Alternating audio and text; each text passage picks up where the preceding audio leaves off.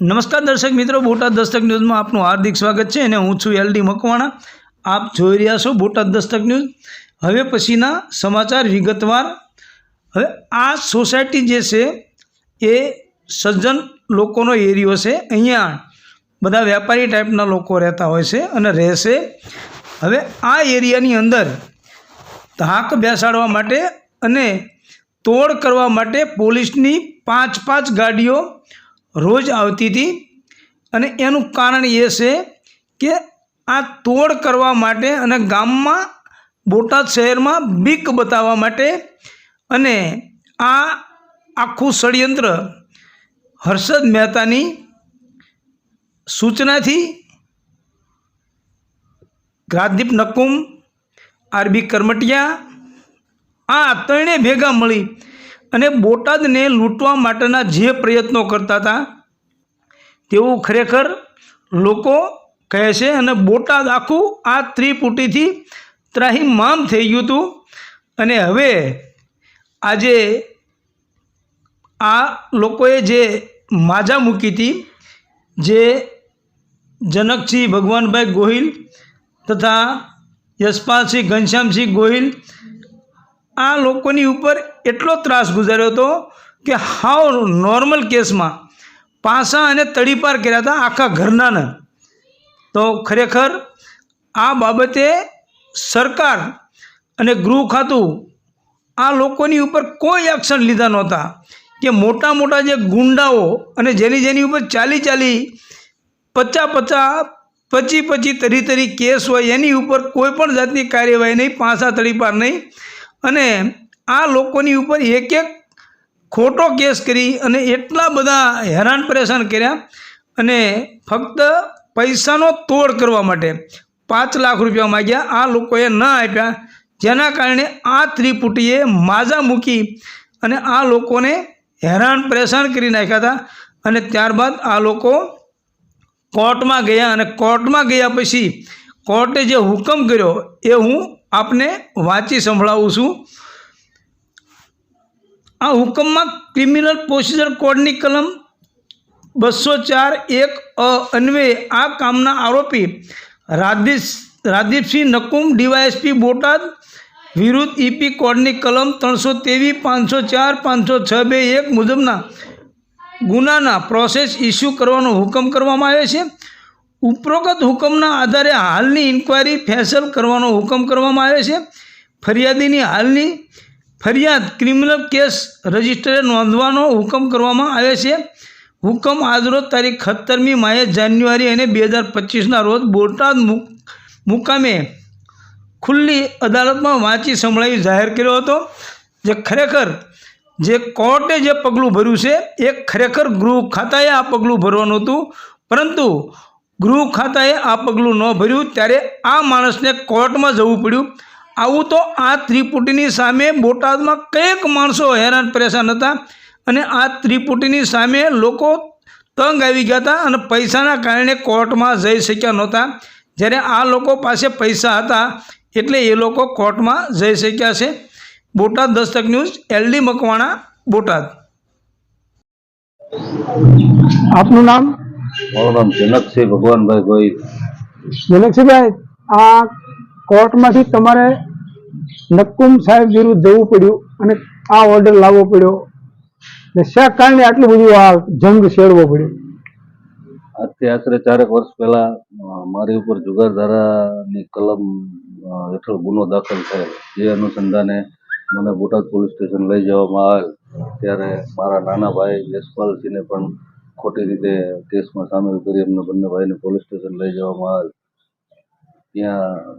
ત્યારબાદ police station લઈ ગયા પછી ડીવાયએસપી રાજદીપસિંહ નકુમ નશાની હાલતમાં બોટાદ પોલીસ સ્ટેશનમાં આવેલ અને મને તથા મારા નાના ભાઈ યશપાલસિંહને પટ્ટાથી મારવા લાગે કે તમે આવું કરો છો તો 5 લાખ રૂપિયા અમને આપવા પડશે, નહીંતર હજી આનાથી વધારે મારીશ ને તમને ને તમારા પરિવારને બધાને હેરાન પરેશાન કરીને.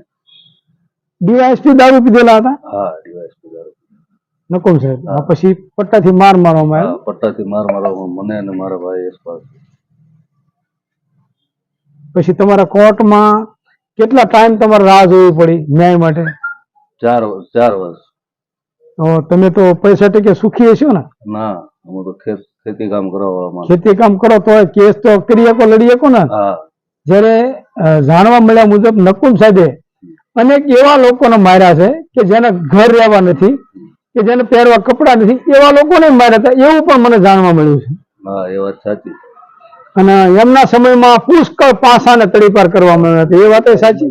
અમારી ઉપર પણ પાસા તડીપાર કરવામાં, એક જ જુગારના કેસમાં મારી ઉપર પાસા કરવામાં આવેલ, જેમાં હું 32 દિવસ સુરત જેલમાં રહેલ. ત્યારબાદ મારા કાકા ઘનશ્યામસિંહ ગોહિલને તડીપાર કરવામાં આવેલ, જે 3 મહિના બોટાદથી બહાર રહેલ.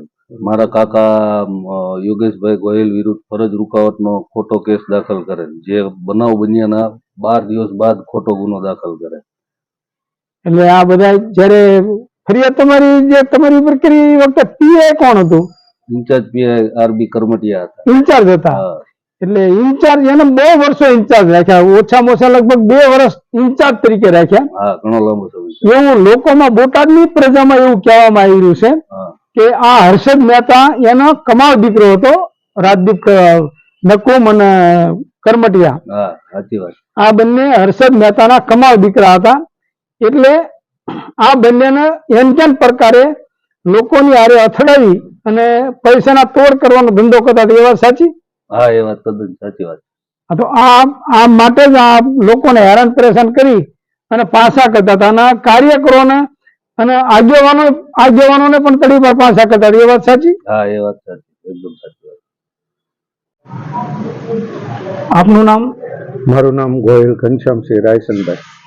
ઘનશ્યામસિંહ, આ શું બનાવ બન્યો હતો અને શું હકીકત છે? મારા ભત્રીજા જનકસિંહ ઉપર જુગાર ધારા 4-5 ની કલમ લગાડી અને એ લોકોને પોલીસ સ્ટેશન, મારા સનને પણ એમના રોડેથી નીકળ્યો તો પોલીસની ગાડી જોઈને એને એવું લાગ્યું કે આ ભૈલાની ઓફિસમાં કેમ પોલીસ છે, તો એ ત્યાં ગયો તો એને પણ લઈ ગયા અને પોલીસે પછી ત્યાં લઈ જઈ અને એવું કહીને બેસાડી રાખ્યા કે હમણે ડીએસપી સાહેબ આવે છે. અને પછી ડીએસપી સાહેબ આવ્યા, નકુમ સાહેબ નશાની હાલતમાં ધૂત હતા અને ગેટમાં ગાડી દાખલ થઈ ત્યાંથી જ ઉતરીને બેફામ ગાળો બોલતા હતા અને એટલી બધી ગાળોનો મેં વરસાવતા હતા. પછી પીઆઈની ઓફિસમાં ગયા અને અમારા બંને છોકરાઓને ત્યાં ઓફિસમાં બોલાયા અને બોલાયા એટલે પછી પટ્ટો લઈ અને મારવા મંડી પડ્યા અને બહુ મારતા હતા. અમારા છોકરા રાડું પાડતા હતા એટલે મારેથી નાનો ભાઈ યોગેશભાઈ તરત દોડીને અંદર ગયો અને મને એને એવું કીધું કે તમે બહાર ઉભા રહેજો. પછી એ અંદર ગયો એટલે એને અંદર જવા ન દીધો બીજા પોલીસ વાળાએ અને આ છોકરાઓ અંદર રાડો પાડતા હતી, સાંભળતો હતો. પછી ડીએસપી સાહેબ બહાર નીકળ્યા એટલે પાછા એટલું કહેતા ગયા કે 1 કલાકમાં 5 લાખ રૂપિયા મંગાવી લેજો, નહીતર હજી હું હમણાં આવું છું અને હજી મારીને તોડી નાખીશ. આવું કહીને વહી ગયા. પછી મારા નાના ભાઈએ પીઆઈ સાહેબને ઘણી રિક્વેસ્ટ કરી કે મારા છોકરાઓને માર્યા છે પણ હવે હોસ્પિટલ ભેગા તો કરો, તો કોઈ હોસ્પિટલ ન લઈ ગયા. પછી જે તે સમયે અમે મેલ કરેલા, અમે 100 નંબરમાં આની ફરિયાદ કરેલી, પણ અત્યારનું કાનૂન પણ એટલું બધું એવું છે ને કે આ તો અમે 4 વર્ષ લડ્યા તો અમારી આટલી વાતે સાંભળવામાં આવી. નાના માણસોને તો ન્યાય મળે એવું મને દેખાતું નથી. આ તો જજ સાહેબે વળી એટલું કર્યું કે અમારો થોડુંક સાંભળી અને વિગતવાર એમની વિરુદ્ધ ફરિયાદ લખી, નહીતર આમને તો અમારી ઉપર એટલા બધા અત્યાચાર ગુજાર્યા છે કે અમારા ઘરના કોઈ સભ્યને રોડે બાઇક કે 4 વ્હીલ લઈને જવાય નહીં. બધા નંબરો ત્યાં પોલીસ સ્ટેશનના કેમેરા વાળા જે ઓપરેટ કરતા હોય એને અમારા નંબરો આપી દીધા હતા. તો અમારું વાહન નીકળે એટલે પોલીસ જ્યાં ત્યાં અમારું વાહન ઊભું રખાઈ દે. પછી એ પોલીસ વાળા એમ કે ચાલો પોલીસ સ્ટેશન જઈને બધા પેપરો માગે. અમારી પાસે બધા પેપરો ઓકે હોય તો પણ અમને 2-3 કલાક ખોટી કરે અને પછી એમ કે હવે જવા દો. તો અમારે અમારું બાઇક લઈને તો પસાર જ નહોતું થવાતું અને રોજ સાંજે 5 વાગે એટલે પોલીસની 5-7 ગાડીઓ એક હામટી હોર્ન વગાડતી, સાયરન વગાડતી અમારા ઘર પાસેથી પસાર થાય. આ આખા ઇલાકામાં બધાને ખબર કે સાંજે 5 વાગશે એટલે હમણાં નકુમ સાહેબ બધી ગાડીઓ લઈને આવશે અને ડેલીનો એમનો એ નિત્યક્રમ થઈ ગયો હતો. રોજ જે ગાડીઓ લઈને આવે અને અમારું ઘર આખું બધા લેડીઝો છોકરાઓ એટલા બધા ફફડતા હતા. તો જે તે સમયે અમે ગૃહ ખાતાને પણ જઈને રૂબરૂ તપાસ કરેલી, રજૂઆત કરેલી, અમે લેખિતમાં કરેલી, અમે રજીસ્ટર એડીથી ને અરજીઓ આપેલી, પણ આજ સુધી કોઈ ખાતા દ્વારા ધ્યાન ન દેવામાં આવ્યું અને એમને ડીવાયએસપી હતા એને બદલે એસપી નું પ્રમોશન આપી અને હાલ સુરત એસઓજી માં ફરજ બજાવે છે. તો આવું તો કઈ રીતે કે આટલો બધો અત્યાચાર કર્યો, મારા ભત્રીજાને પછી પાસા કર્યા ભત્રીજા ઉપર અને એને પાસામાં સુરત જેલ હવાલે કર્યો, મારી ઉપર તડીપાર કર્યા. મારો નાનો ભાઈ છે એને આ બનાવ બન્યાના 10-12 દિવસ પછી એની ઉપર ફરજ રૂકાવટની ફરિયાદ દાખલ કરી અને અમને એન કેન પ્રકારે હેરાન કર્યા અને અમારા લાગતા વળગતા હોય એવા માણસો થ્રુ એટલી બધી ધમકીઓ મોકલી કે હું આમ કરી નાખીશ ને હું તેમ કરી નાખીશ ને હું તમારા જીવતરમાં ધૂળ પાડી દઈશ, સમાધાન કરો. પણ અમે પછી એવું જ નક્કી કર્યું હતું કે સાહેબ હવે તમે ઘણું બધું કરી ચૂક્યા છો અને છતાં તમારે જે કરવું હોય તે, બાકી અમારે સમાધાન કોઈ સંજોગે કરવાનું નથી. તો આટલું અમારું કોર્ટે સાંભળી અને કોર્ટે આવો ન્યાય આપ્યો કે એમની વિરુદ્ધ ફરિયાદ દાખલ કરી, એ બદલ અમે કોર્ટનો ખૂબ ખૂબ આભાર માનીએ છીએ. હવે આમાં કરમટિયા સાહેબ જે હતા અહીંયા પીએસઆઈ હતા અને એને સતત પીઆઈ નો ચાર્જ આપવામાં આવતો હતો અને એ એસીબી માં પણ પકડાણા હતા ગઢડામાં. સાહેબ અમને 5 લાખની માટે ઈ રાત્રે પાછા મોજીદળ કરમટિયા સાહેબ અમારા મોટા ભાઈ જે જનકસિંહના પપ્પા એ ગામડે રહે છે ને ત્યાં ઘરે ગયેલા અને એવું કીધેલું કે તમારા છોકરાને સવારમાં સહી સલામત જોતા હોય તો 5 લાખ રૂપિયા લઈને તમે બોટાદ ચાલો અને ડીએસપી સાહેબને આપી દો, નહીતર આમ. અને એ બધું પણ અમે પુરવાર કરી દીધું છે. જે તે સમયની ઈ તારીખની એમની જે સરકારી ગાડી હોય તે મોજીદળ અમારા ફાર્મ સુધી જઈ હતી, એ બધું પણ પુરવાર કરી આપ્યું છે મેં. એટલે મૂળ તો લૂંટ કરવાનો ધંધો કરતા એક જ પ્રયત્ન પૈસા કઈ રીતે. હા, બોટાદના લોકો પણ કહી રહ્યા છે કે હર્ષદ મહેતા, હા, રાજદીપ નકુમ, હા, આરબી કરમટિયા, આ ત્રિપુટી હા, અહીંયા ફક્ત લૂંટ કરવાનો ધંધો કર્યો હતો. હા. હર્ષદ મહેતા જેવા સાહેબ અધિકારી તરીકે બેઠા હતા જિલ્લામાં, તો એમને જોવું જોઈએ કે નાના માણસોને એમની પોલીસ કોઈ રીતે હેરાન પરેશાન કરતી હોય તો એમને તટસ્થ નિર્ણય લેવો જોઈએ, પણ તેમને પણ એ વખતે પૂરો સહકાર આપી અને અમને હેરાન કરવામાં કોઈ કચાશ છોડી નહોતી. કારણ કે એમના બંને કમાવ દીકરા હતા હા, હર્ષદ મહેતાના. હા, અને લોકોમાં થતી ચર્ચા મુજબ અત્યારે લોકોમાં એવી ચર્ચા થઈ રહી છે હા, કે હર્ષદ મહેતાએ કરોડો રૂપિયા બનાવ્યા, ક્યાં નાખવા હા, એ સવાલ છે. હા. એટલે હર્ષદ મહેતાએ હવે અત્યારે રાજીનામું દઈ દીધું છે. પણ હવે એમને કમાવાની શું જરૂર રહી?